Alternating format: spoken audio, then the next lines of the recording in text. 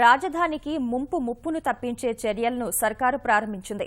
అమరావతి ప్రాంతంలో ప్రవహించే కొండవీటి వాగు విస్తరణ పనులు చేపట్టింది. ముంపు నివారించేందుకు వాగు గమనాన్ని మారుస్తున్న అధికారులు వరద ముంపు మరీ ఎక్కువైతే నీటిని ఎత్తిపోసేందుకు ఏర్పాట్లు చేస్తున్నారు. అమరావతి ప్రాంతంలో అభివృద్ధి పనులు వేగవంతం చేసిన ప్రభుత్వం ప్రకృతి విపత్తుల ముప్పు తగ్గించే ప్రయత్నాలు చేపట్టింది. రాజధాని ప్రాంతం నుంచి ప్రవహించే కొండవీటి వాగు నుంచి ఉత్పన్నమయ్యే వరదను నియంత్రించే పనులు ప్రారంభించింది. కొండ ప్రాంతాల నుంచి వచ్చే కొండవీటి వాగు దాదాపు 30 కిలోమీటర్లు పైనుంచి ఉండవల్లి వద్ద ప్రకాశం బ్యారేజ్లో కలుస్తోంది. ఇది కోర్ క్యాపిటల్ ప్రాంతంలో దాదాపు 16 కిలోమీటర్లుంది. కృష్ణానదికి వరదలు వచ్చే సమయంలో కొండవీటి వాగు పోటెత్తి ప్రస్తుతం రాజధాని ప్రాంతంలోని పంట పొలాలను ముంచెత్తుతోంది. దీనికి శాశ్వత పరిష్కారం కోసం అన్వేషించిన ప్రభుత్వం ముందస్తు చర్యలు ముమ్మరం చేసింది.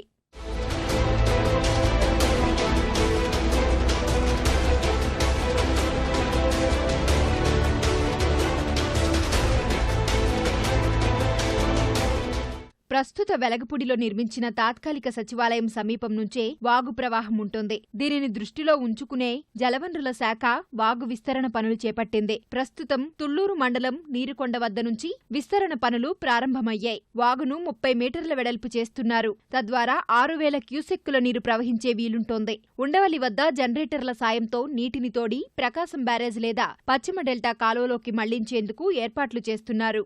వరద వచ్చినప్పుడు అక్కడ ఉన్నటువంటి సెక్రటేరియట్ కానీ రాజధాని ప్రాంతంలో ఒక యాక్షన్ ప్లాన్ తయారు చేస్తూ ఉన్నారు, డైవర్సిఫికేషన్.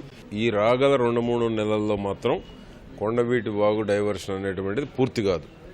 యాక్షన్ ప్లాన్ తయారు చేస్తున్నారు, డిజైన్ తయారు చేస్తున్నారు. ఈ 2 నెలలు మాత్రం సాధ్యపడదు. కాబట్టి 2 నెలల తర్వాత దాని మీద పూర్తిగా డైవర్షన్ ప్లాన్ సిద్ధం చేస్తున్నారు ఇంజనీర్స్. నెక్స్ట్ సీజన్కి ఈ కొండవీటి వాగు ముంపు అనేటువంటిది ఇక వచ్చేటువంటి ప్రసక్తే లేదు.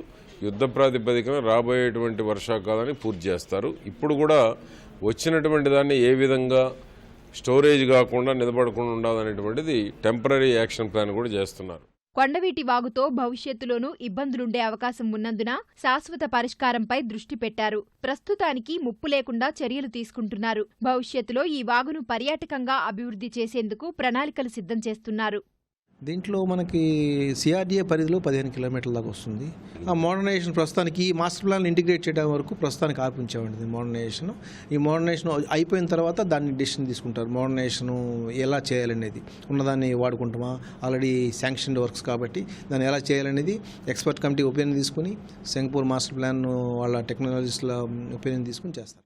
కొండవీటి ఉధృతి వల్ల ప్రకాశం బ్యారేజ్కి నష్టం కలగకుండా విస్తరణ పనులు చేపడుతున్నారు.